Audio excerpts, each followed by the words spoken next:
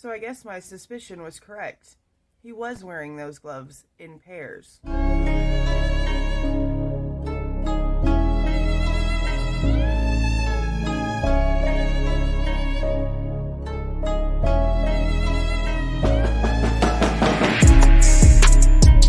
Hey guys, this is Jules with True Crime Reactions. I want to talk today about all of the things being discussed when it comes to the list. The one that I read to you guys from the search of Bryan Kohberger's parents' house.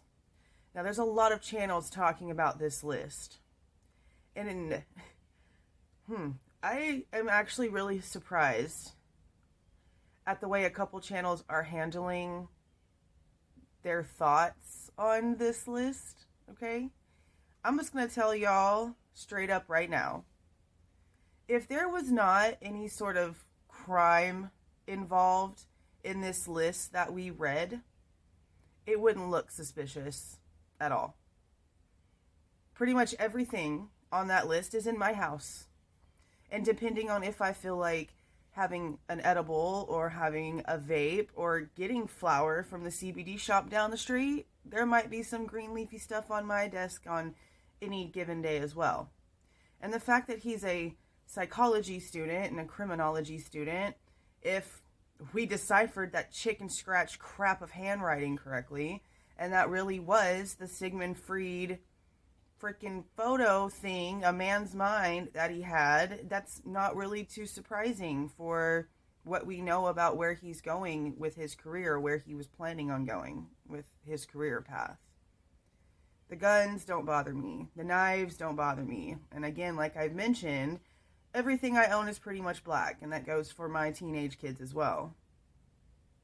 There's a prescription medication that we don't know of anything about, so I'm curious to see if it's actually his and what it's for. Now, a lot of people in my comments said it wouldn't be surprising if it's some sort of anxiety medication, because he seems, from his old Reddit posts and stuff that people have found about Bryan Kohberger on social media, that he obviously has had some issues, you know. And so for him to be on some sort of anxiety medication, that's possible, or maybe some other mental medication. Now, we do know that he's a recovering addict, so it's very possible that it could be something to help that situation. We don't know. We don't even know if it was his. And if you guys haven't heard of Southern Logic's channel, I would really recommend that you guys go and check him out. I guess he caught wind of people paying attention to the page 118 thing, and they're comparing it to Elliot Rogers, which is like the famous incel killer idiot. And honestly, it makes sense if this is the book that was found, and this was the highlighted page that was found.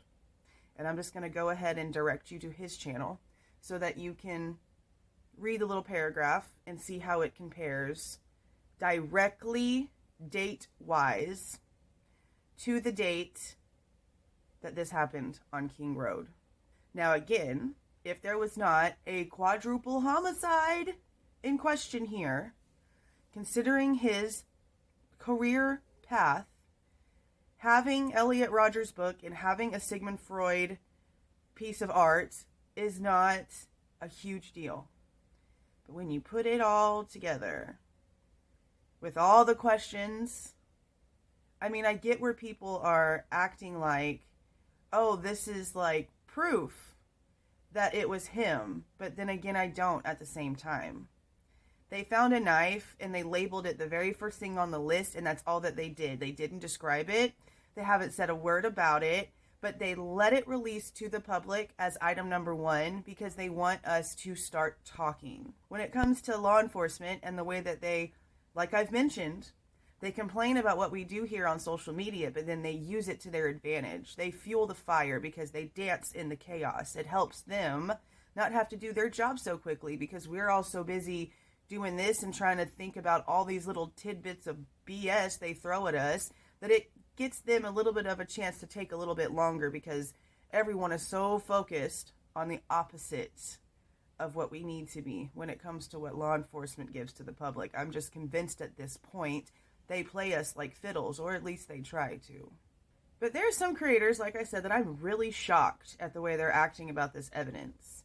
They're calling the green leafy substance hard narcotics and acting like that could have been the reason why this happened, or that the black clothes are a problem while this person and several of these people are sitting there dressed in all black. If they're against weapons, then I just feel sorry for their families because they'll never be protected correctly. In this house, we have several guns and several knives. And I just don't see this list as being something that could really point to anything. Now, what matters is if things were found on those items. Now, we know what they were looking for. They were looking for, obviously, anything that would put him there. So they're going to pinpoint all of the weapons, they're going to pinpoint all of the electronics, and they're going to pinpoint all of the black clothes because that's what them and us all think could be related to this situation. But there's no telling what else was there, right? Now, I'm not trying to say that he's innocent at all, but I don't understand why people took this list and like ran with it all crazy to the point to where weed's a narcotic and he's a psychopath because he has criminology books. Like I stated, if this wasn't related to a murder, this would be a normal list of things. I mentioned in my video that whenever we were reading off the list that we first received, the one that we figured out was just the outfits that Bryan Kohberger was wearing before they placed him into custody. I said, I wonder if he was wearing those gloves in pairs, because this looks like an outfit. You have his shirt, you have his undershirt, you have his shorts, you have his boxers, you have his socks, you have his shoes, and you have 4 gloves. So that means you're wearing them in pairs. Well, he wasn't laying in his bed wearing gloves. So I asked when we went over this list. Well, the newest information is that he wasn't laying in his bed when SWAT showed up and came in and took him into custody. He was in his parents' kitchen wearing the outfits on that list, doubled up on gloves, putting his personal trash in separate baggies, which isn't shocking. Not shocking because they told us not long after his arrest that when they were surveilling the area, they would see him walk out of his parents' home and go and put his trash in several of the neighbors' trash cans in order to spread it out and not have it in his parents' trash can. You cannot take all of those things together and presume innocence. You can't. And that's where I understand where people are so like, no, he did it. His behaviors. I don't care about what they found in his house unless there's something on those things. His behaviors tell me that he's not innocent. An innocent man does not stand in his parents' kitchen at 3 o'clock in the morning, putting separate trash into separate little baggies, glove the hell up twice to make sure none of his DNA gets on these baggies just because he's OCD. Being like green conscious and recycling and separating trash is one thing.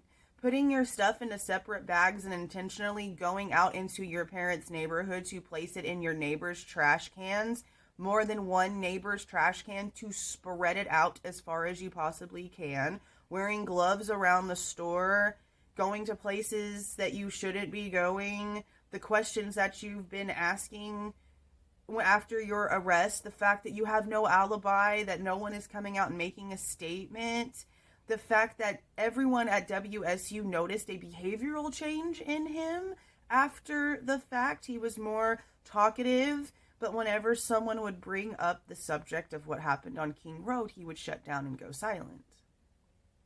When, according to these people, any other time he'd have been all in that conversation. Behaviors, changes, things that aren't consistent, those things matter. These list of things, unless something is on them, I don't care about. His behaviors are huge, huge, huge, huge tell. But this is my biggest question. What the hell is he throwing away so discreetly? Because at this point, him and his dad had been back in Pennsylvania for like some time now. They had been surveilling him I can't even remember the exact timeline. I just know that a lot of people are mad because it seems as if it took some time before their surveillance actually really started, from the day that we had them telling us that they had the car and ran the plate and had his name on November 29th. And whenever they actually started following him physically, there was like a 10 or 11 day gap. All kinds of crap could have happened in those times. But then it still makes me question, is he just throwing away like regular trash so that there's like no DNA of his whatsoever in his own parents' house for some weird ass reason? Or are there things that he brought back with him that along the trip, along that horribly long, like what, over 2,000 miles, over 2,500 miles, one of the two, road trip him and his dad took, was he dispersing of trash like this the entire way? Is there just random gas stations in random rest areas in random little hotels all along that entire drive that they stopped at along the way and he discarded something in a little baggie? How many little baggies are in trash cans or were left in trash cans on this road trip? And what do you still have on you, Mr. Kohberger, that you feel that you need to separate it into tiny little bags and separate it out everywhere? If everyone knew that you were at your parents' house, you lived there before, they're your parents, why are you randomly throwing normal everyday trash away in small tiny Ziplocs? I think something is going to come out of what was found in these Ziploc bags. Because right now we're not being told, we're just being told it's trash. But for him to be up in the middle of the night, separating trash into little Ziplocs for his nightly little disbursement into the neighborhood is strange. And I don't think he's just throwing away water bottles and toilet paper and paper towels or candy wrappers. You don't do that for those kinds of items. So I'm wondering, what's in the bags, Bryan? The handwriting on this thing is already causing a whole bunch of discrepancy issues. There are several channels, big channels, and I'm just going to go ahead and name one. Christina Randall. She has well over 1 million subscribers, and she's in her title for this video claiming they found hair during this search. That's not true. They did not. And it's because people are misreading ID cards inside glove, inside box as 10 curls. No, I'm going to show y'all. It does not say anything about curls. Okay, so I have the thing pulled up on my computer. Okay, this does not say curls, guys. Do you see this right here? See the word inside, how the D does that? IDCARDS.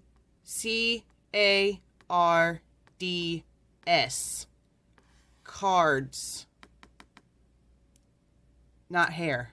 So if this kind of issue, when it comes to what this actually states, is already happening here, what do you think it's going to do for the jurors, for the courts?